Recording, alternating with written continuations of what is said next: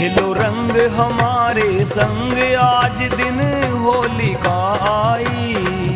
खेलो रंग हमारे संग आज दिन होलिका आई। हो खेलो रंग हमारे संग आज दिन होलिका आई। खेलो रंग हमारे संग आज दिन होलिका आई।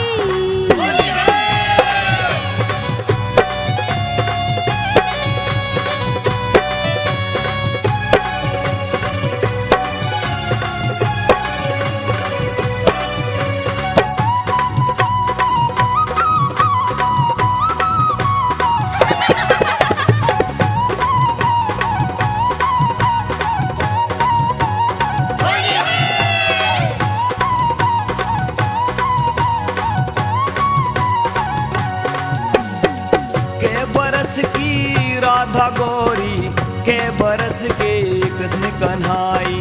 5 बरस की राधा गौरी 7 बरस के कृष्ण कन्हाई। के बरस की राधा गौरी के बरस के कृष्ण कन्हाई। 5 बरस की राधा गौरी 7 बरस के कृष्ण कन्हाई। खिलो रंग हमारे संग आज दिन होलिका आई। खेलो रंग हमारे संग आज दिन होलिका आई। खेलो रंग हमारे संग आज दिन होलिका आई।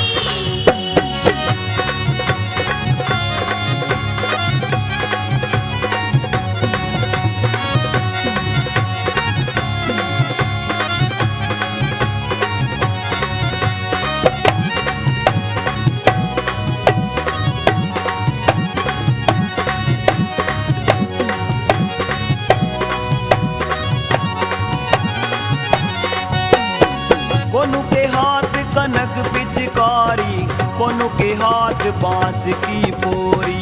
कान्हा के हाथ कनक पिचकारी बाकी के हाथ बांस की पोरी। कोनु के हाथ कनक पिचकारी कोनु के हाथ बांस की पोरी। कान्हा के हाथ कनक पिचकारी बाकी के हाथ बांस की पोरी। खिलो रंग हमारे संग आज दिन होलिका आई। खेलो रंग हमारे संग आज दिन होलिका आई। खेलो रंग हमारे संग आज दिन होलिका आई।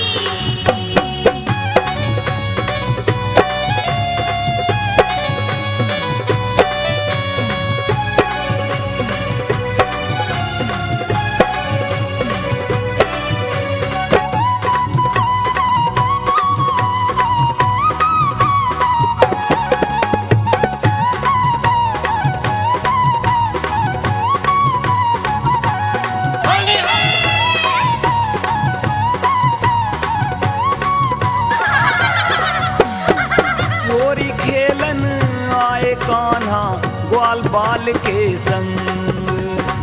घर पिचकारी ऐसे मारी चोली हो गई तंग। होरी खेलन आए कान्हा ग्वाल बाल के संग।